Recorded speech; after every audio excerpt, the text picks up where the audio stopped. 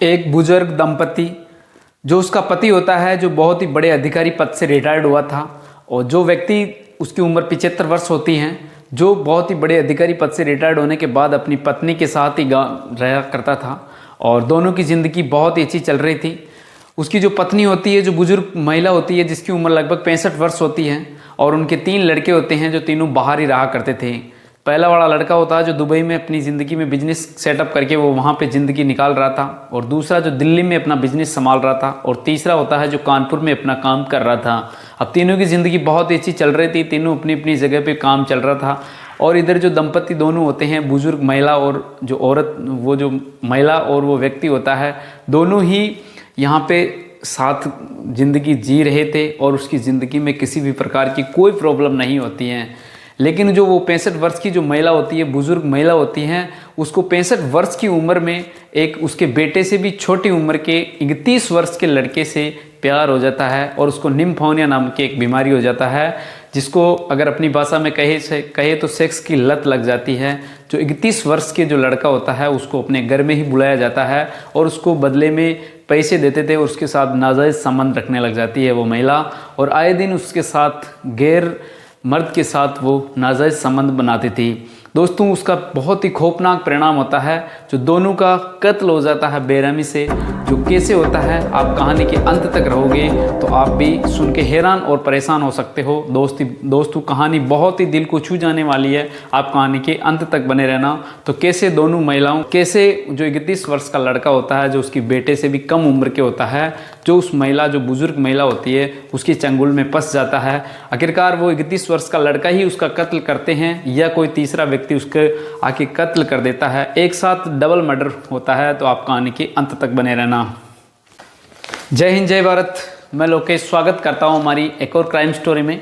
दोस्तों, हमारे से छोटी सी रिक्वेस्ट है, अपने से छोटी सी रिक्वेस्ट करता हूं कि अगर आप चैनल पे नए हो तो चैनल को सब्सक्राइब कर लेना और बेल आइकन दबा देना, जिससे कि हमारे दिल को छू जाने वाली स्टोरियां, जो रियल स्टोरी होती हैं, वो पहले आपके पास नोटिफिकेशन पहुंच सकें।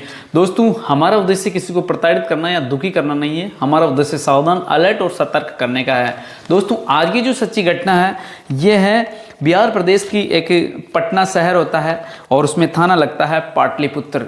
पाटलिपुत्र में दोस्तों नेहरू नगर होता है, जिसमें रोड नंबर 2 की घटना होती है। वहाँ पे एक दंपति रहा करते हैं, बुजुर्ग दंपति, जिसमें जो आदमी होता है, जो बुजुर्ग व्यक्ति होता है, उसकी उम्र लगभग 75 वर्ष होती हैं, जिसका नाम NK श्रीवास्तव होता है। और जो महिला होती हैं, उसकी उम्र लगभग 65 वर्ष होती है, और जिसका नाम सुजाता देवी होता है।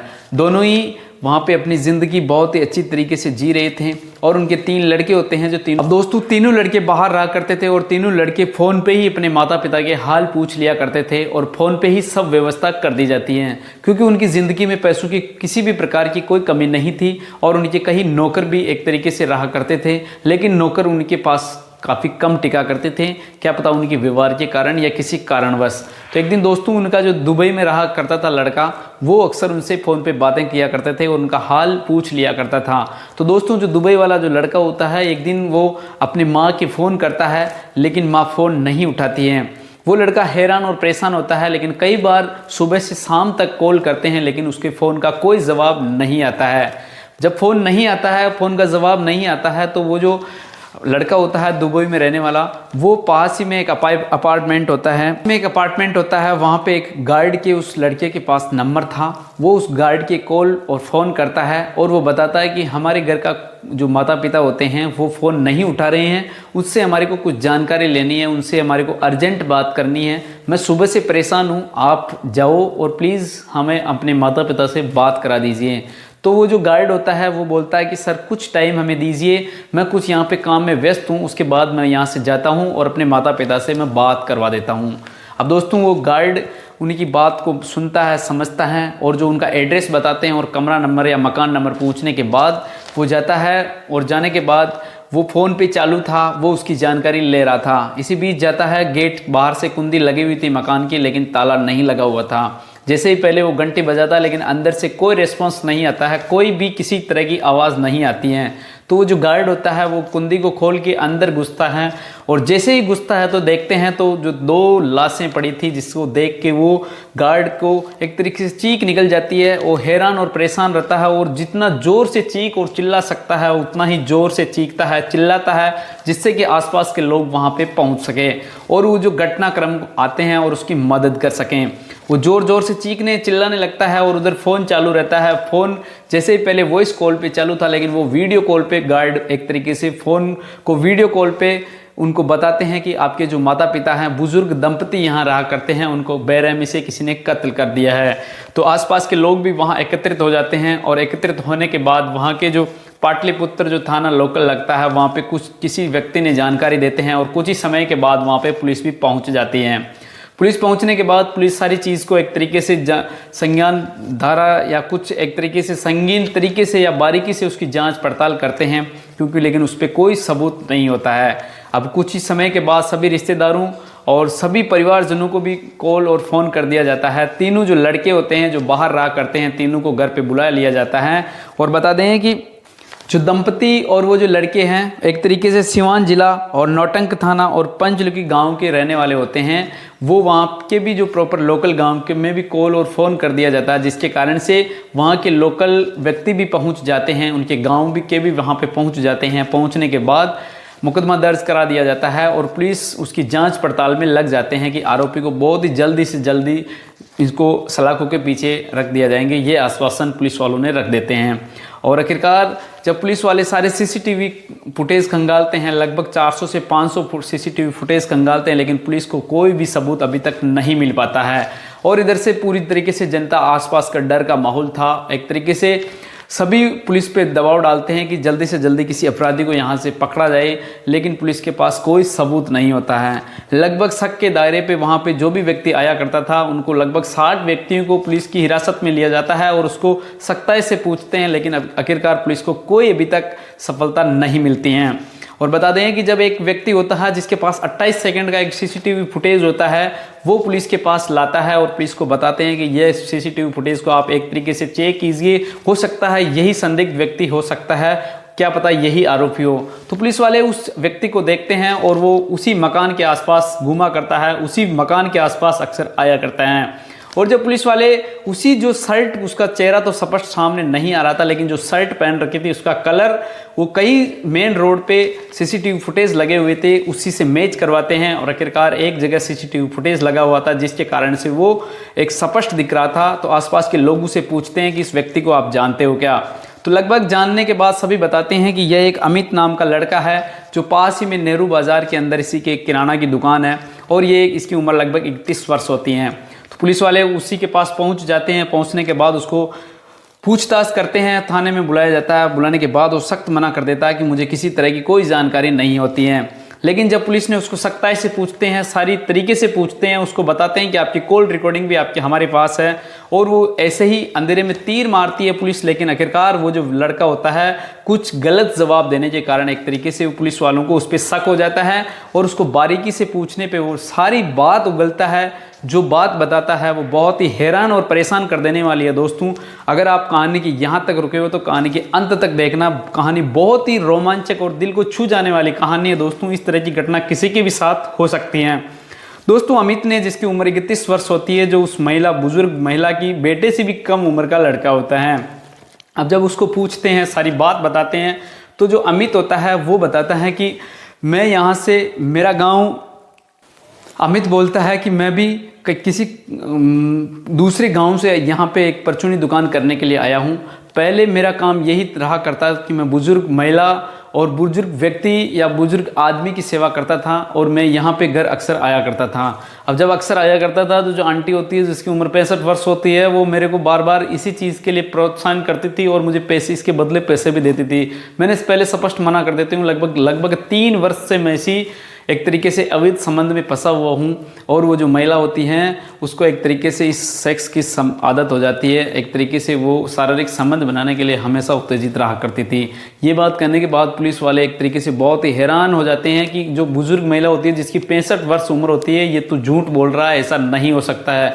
लेकिन जब अमित को सख्ताई से पूछा जाता है, अमित को बार बार इसी चीज़ पे टॉर्चर किया जाता था, अमित ने बहुत ही एक तरीके से हैरान और परेशान कर देने वाला खुलासे सामने आते हैं कि जब अमित ने बताता है कि जब वो महिला होती है मेरे को कई पैसे देते थे और मेरे को किसी भी कारणवश से किसी भी कमी महसूस नहीं होने देती थी और मुझे बताती थी कि हमें जब भी आपकी ज़रूरत पड़े हमारे पास आना है। तो वो 15 अक्टूबर 2024 की घटना होती है दोस्तों की। एक दिन फ़ोन आता है उसके 10:30 बजे अमित के, और अमित को बोलती है कि जल्दी हमारे घर पे आ जाइए। तो अमित उनकी बात कहे अनुसार उनके घर पहुंच जाता है आंटी के पास, और जाते ही वो बताती है कि सब बात अमित खुलासा करता है कि वो जैसे ही घर पे पहुंचता है, पहुंचने के बाद जो 65 वर्ष की जो बुजुर्ग महिला होती हैं जिसका नाम सुजात देवी होता है, सुजात देवी अमित को बताती है कि वो एक तरीके से अपने अलग कमरे के अंदर सारी व्यवस्था कर रखी थी। और जैसे ही अमित वहाँ पे घर पहुँचता है, पहुँचने के बाद वो सारे कपड़े अमित के उतरवा देती हैं और वो अपने सारे कपड़े भी एक तरीके से निर्वस्त्र हो जाती है। निर्वस्त्र होने के बाद वो अमित के साथ शारीरिक संबंध बनाती है, अवैध संबंध बनाती है।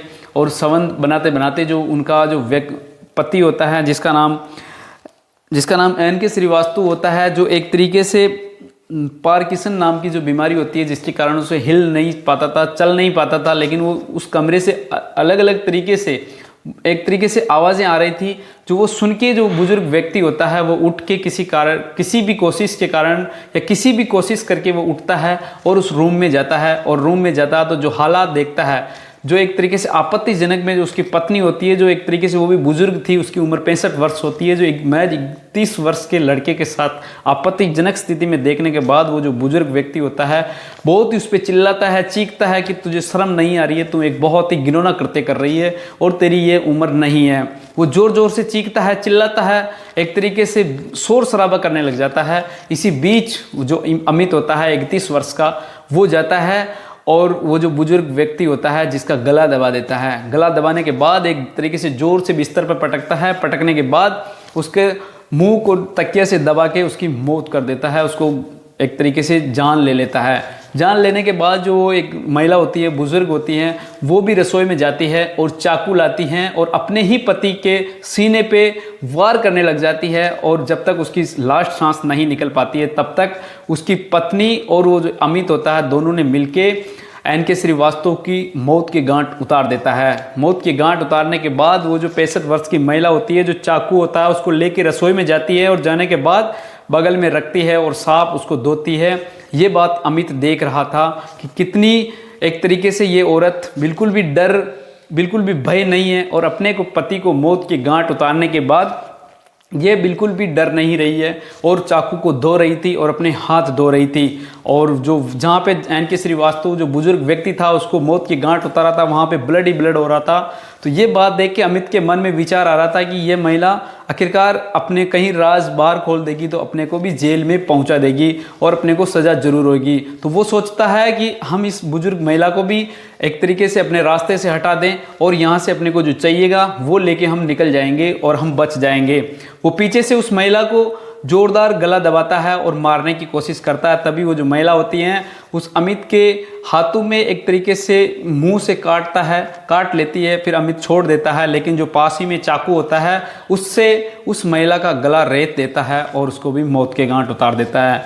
मौत के गांठ उतारने के बाद दोनों जो लाशें होती है वहीं पड़ी छोड़ देता है। और अमित के जो चाहिए थे एंड्रॉयड फ़ोन महंगे थे और जो सोने और जेवरात होते हैं सभी को लेके अपनी दुकान पे जाता है और दुकान पे जाने के बाद अपनी दुकान का कार्य निरंतर करने लग जाता है। और जो जेवरात लाया था वो जाते हैं सुनार की दुकान में और वहाँ पे 1 लाख रुपए में नकदी में बेच देता है और वो वापस आके अपने कार्य करने लग जाते हैं। अब दोस्तों बता दें कि ये सारी चीज़ खुलासा होने के बाद अमित बिल्कुल ऐसा सोच रहा था कि मैंने कुछ किया ही नहीं है। और जब मामला पुलिस के पास पहुंचता है, पुलिस जब अमित के पास पहुंचती थी तो ये कहानी पूरी अमित ने बयां किया हुआ था। दोस्तों कहानी कैसी थी कमेंट सेक्शन में अपनी राय जरूर